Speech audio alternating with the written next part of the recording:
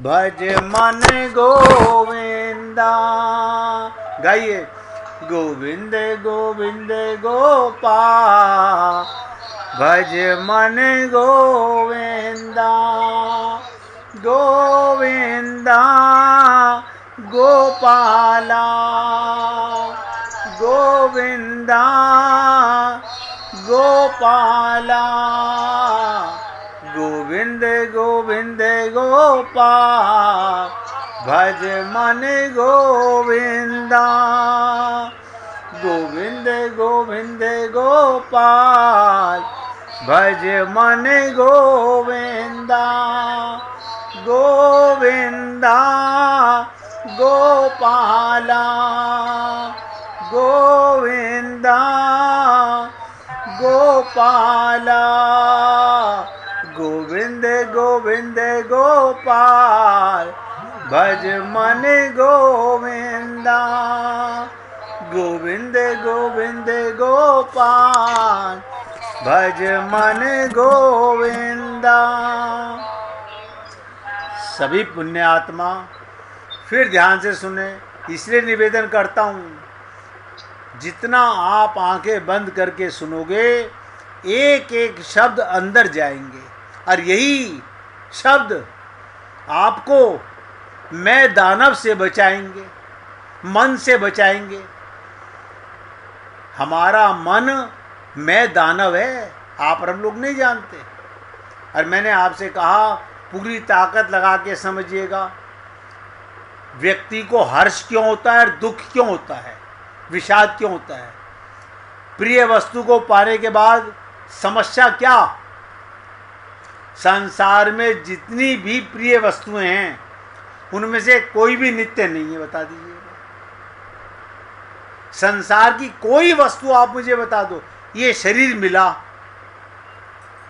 देखो क्या कहते हैं शरीर को, देव दुर्लभ।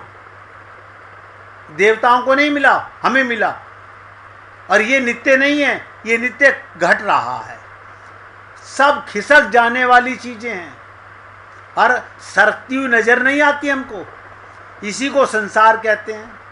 आज लिख लो, संसारणम संसारः, क्या होता है? संसरणम संसारः, अर्थात जो सरक रहा है, जिसे पकड़कर ना रखा जा सके, वही संसार है।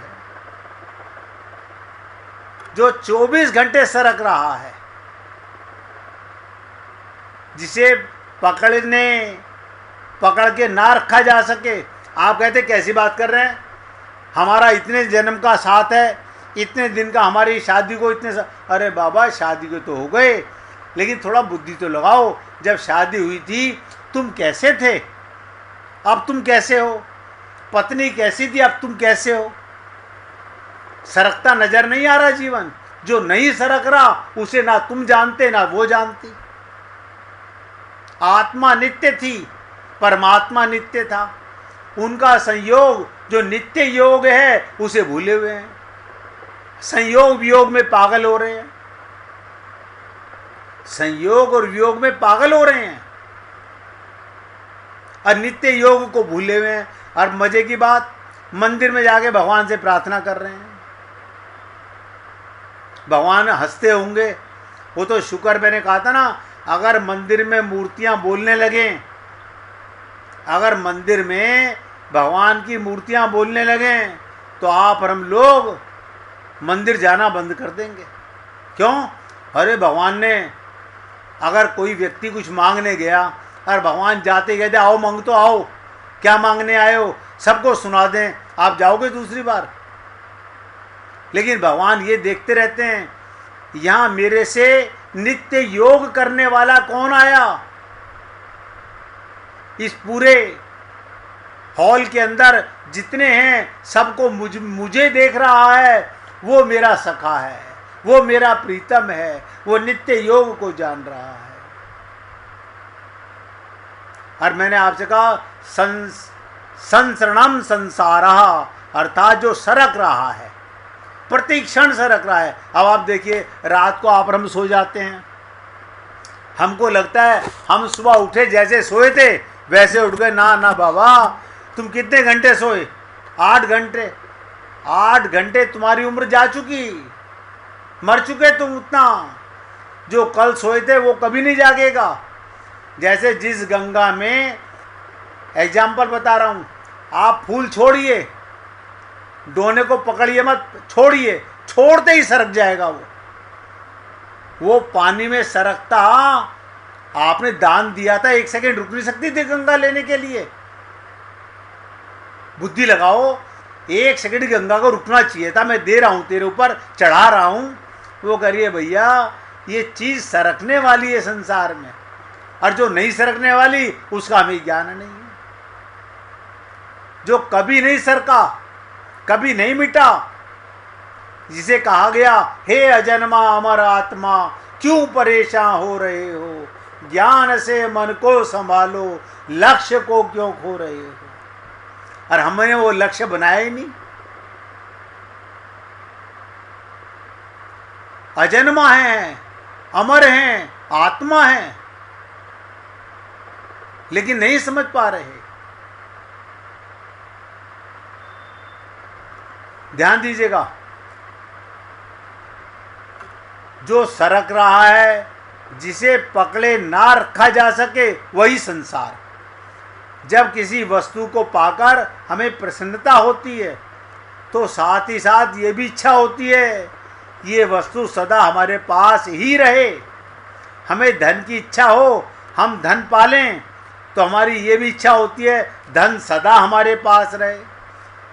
ऐसे ही यौवन, जवानी सदा एक रस बना रहे, पद बना रहे हैं। जिन जिन वस्तुओं को पाकर व्यक्ति प्रसन्न होता है, वो सारी वस्तुएं ऐसी हैं जो एक न एक दिन खिसक जाएंगी। ऐसी स्थिति में स्वाभाविक रूप से जब व्यक्ति हर्ष को स्वीकार करता है, तभी विषाद की भूमिका बन जाती है।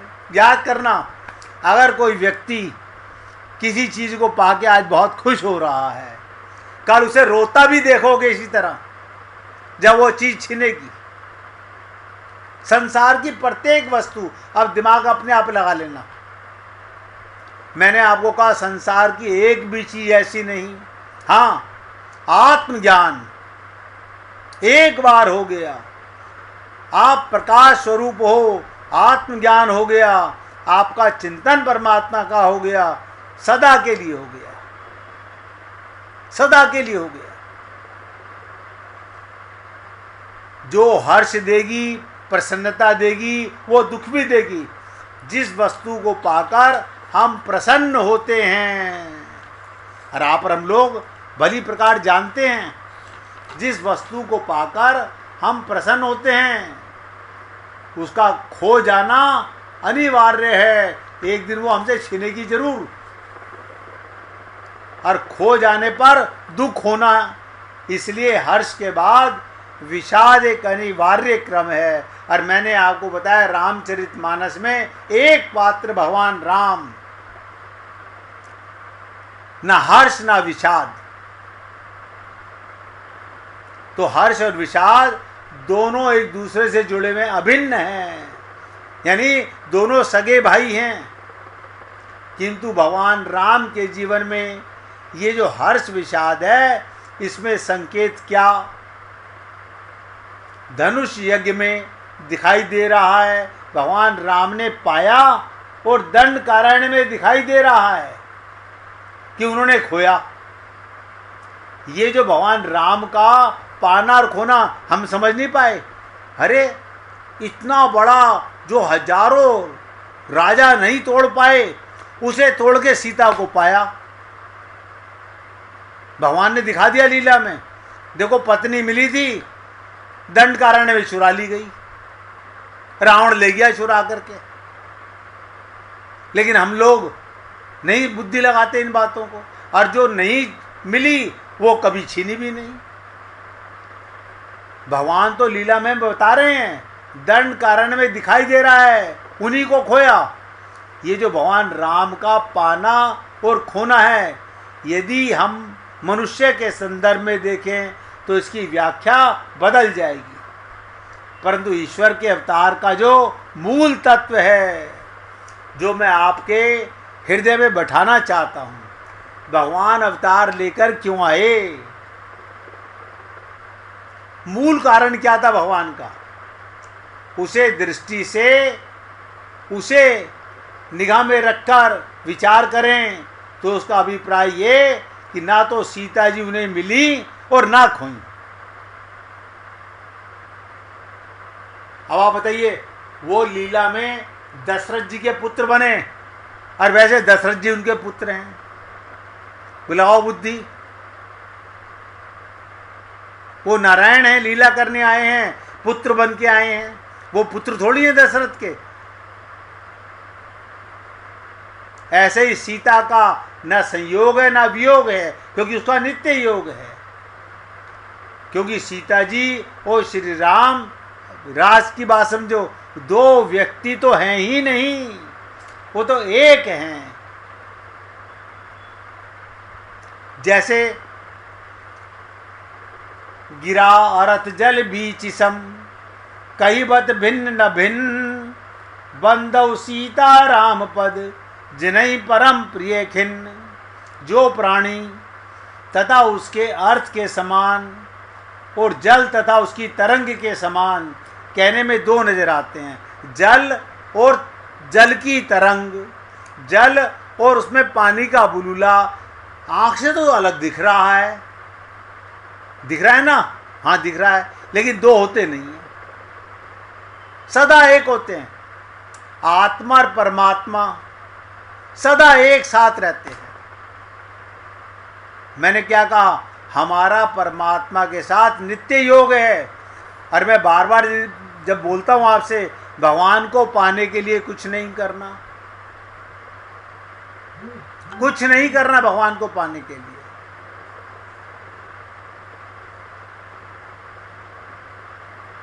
तो मामूली धारणा कर मन एक सेकंड के लिए भी स्थिर नहीं हुआ, पर ये लालसा लगी रही कि बार बार करते ही गए। तो फिर मैं संशयहीन होकर यही कहता हूँ, आपको ठीक वही चीज भगवान देंगे जो सर्वदा साधन की परिपक्व अवस्था में ऊंचे साधकों को मिलती है। एक बार जिसे आत्मज्ञान हो गया, परमात्मा वही जो वशिष्ठ जी को मिले, विश्वामित्र को मिले, तुलसीदास को मिले, नानक जी को मिले, वही आपको मिलेंगे। परमात्मा दो तो है नहीं, तो घबराइए मत। अब आप सोचिए, कभी वृंदावन तो गए ही हैं, वहाँ का सर्वोत्तम दृश्य कोई ना कोई आपके मन में होगा। जो सर्वोत्तम दृश्य आपके मन में हो, उसको उन पेड़ पत्तों की धुंधली सी स्मृति अपने मानस पटल पर ले आओ।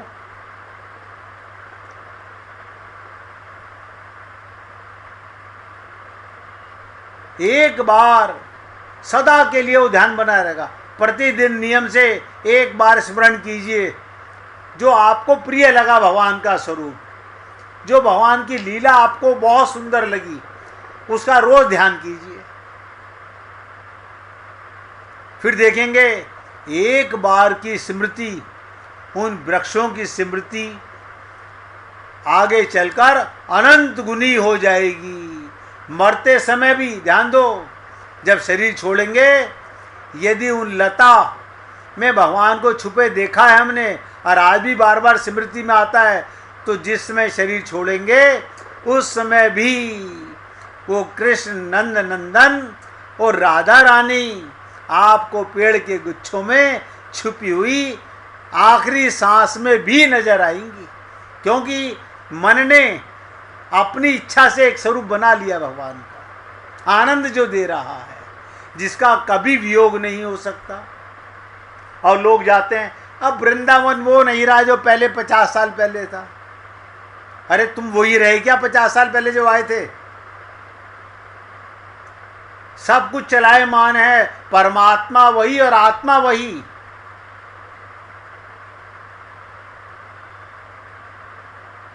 आपका ध्यान वृक्ष के अंदर गया। अब क्या?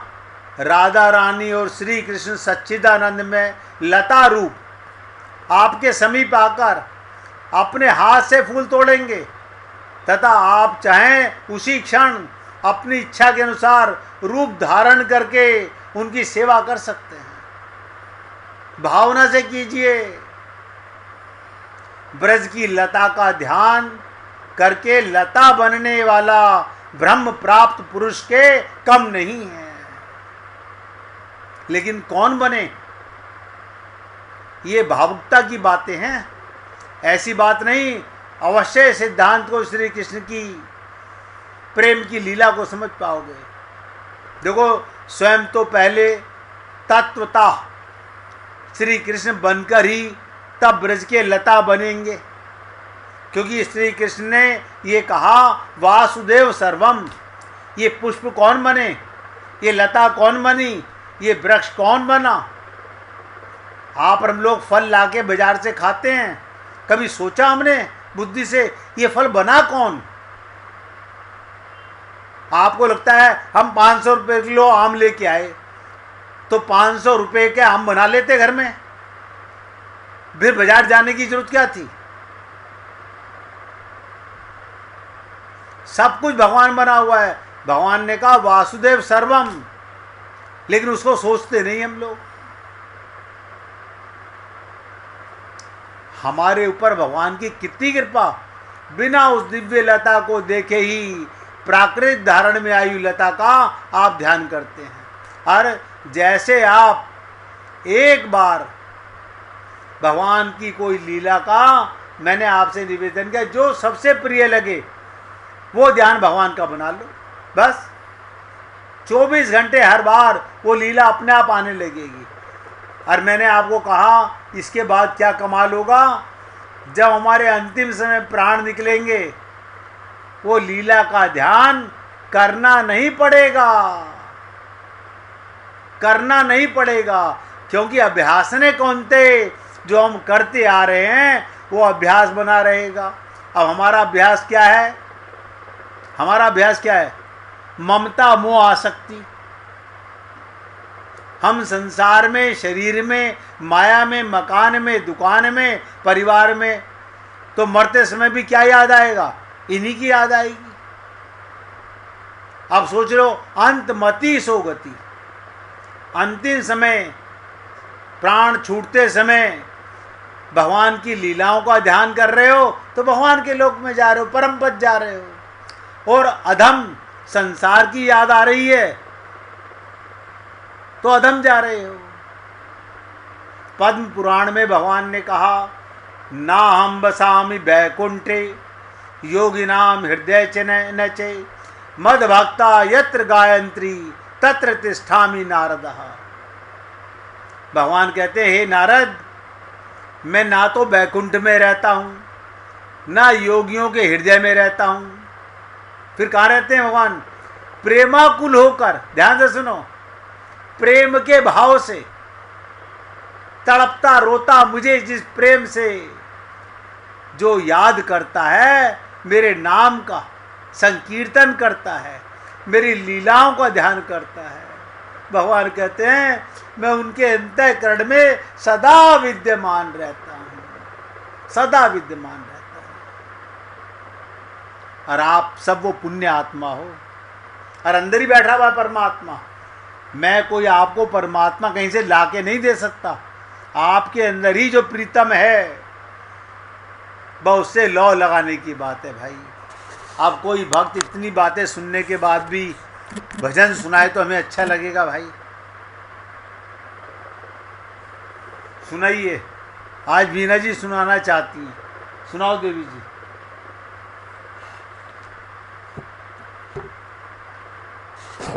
सुनाइए सुनाइए।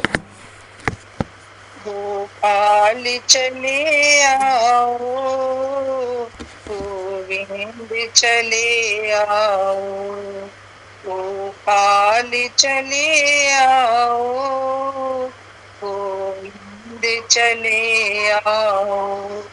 हे मुरलीधर माधव आनंद चले आओ, हे मुरलीधर माधव आनंद चले आओ। सुनती की राधावत भक्तों की भी सुनते हैं, सुनते की राधावत भक्तों की सुनते हैं। तुम्हें भक्त के हो भगवन, तुम्हें को दिखा जाओ, तुम्हें भक्त के हो भगवन, दुनिया को दिखा जाओ। तो हाल चले आओ, गोविंद चले आओ, ये मुरलीधर माधव आनंद चले आओ। आँखों में बसे हो तुम, धड़कने में धड़कते हो, आँखों में बसे हो तुम, धड़कने में धड़कते हो। कुछ ऐसा करो भगवन, सांसों में समा जाओ। कुछ ऐसा करो भगवन, सांसों में समा जाओ।